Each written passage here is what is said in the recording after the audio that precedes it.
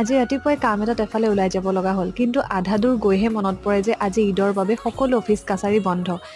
মুখ শুকুৱাই ঘৰমুৱা হ'লোঁ, কিন্তু তাৰ আগতে পেহীৰ ছোৱালীক আনিবলৈ পেহীহঁতৰ ঘৰ গ'লোঁ। কিন্তু বৰষুণ দি থকাৰ বাবে গাড়ীৰ পৰা মই ননমাত পেহীয়ে গাড়ীতে আহি মেগী খাবলৈ দিলে।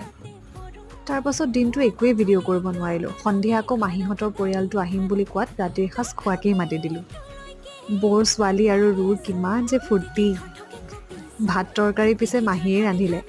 ইমান যে সোৱাদ লগা হৈছিল। জিকা মাছৰ জোলকণ উফ মনত পৰি গৈছে। লগতে মই ভাল পোৱা ৰঙালাও ভাজিও বনালে মাহীয়ে।